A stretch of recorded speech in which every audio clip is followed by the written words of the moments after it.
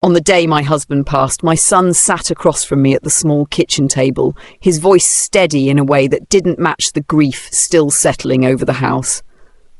"Mom, did you ever get the papers about the property he transferred to you?" he asked. The question fell between us like a stone dropped into still water. I looked at him, then at the mug cooling in my hands. "What papers?" I asked quietly. His wife stepped into the doorway at that exact moment, her expression tightening for just a breath before she arranged it into something neutral. I didn't answer anything else after that. Not out of fear, out of instinct. Something was off, and I needed to understand what was happening before I said even one wrong word. "I'm glad to have you here. Stay with me until the end and tell me where you're watching from." The living room felt strangely hollow without Michael's presence. The sunlight coming through the tall windows showed the thin layer of dust I hadn't had the heart to wipe away yet. His reading glasses were still on the armrest, sitting exactly where he placed them that last evening. I'd spent the morning moving slowly through the house, touching the back of his chair, smoothing the fold of the blanket he always used, listening to a silence that felt too permanent. I wasn't expecting visitors, much less questions about paperwork I had never seen.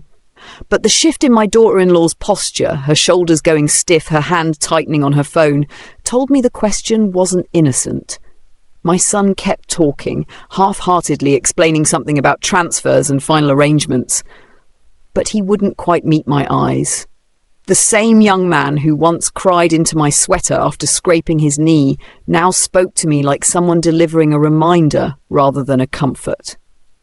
I noticed details I had overlooked in recent months, how she'd begun addressing me with a tone that hovered on the edge of impatience, how they'd started arriving late to family dinners or skipping them entirely, how she always hovered near him when finances were mentioned, as if guarding something. Each moment had seemed small at the time, hardly worth noting while I was caring for a husband fading day by day.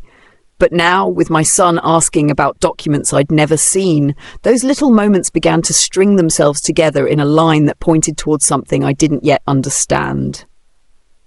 I sat there, hands folded, keeping my breathing steady as he stumbled through his explanation. His wife kept watching me, her eyes narrowing each time I said I hadn't received anything. She didn't speak, not then, but she didn't need to. Her silence spoke clearly enough.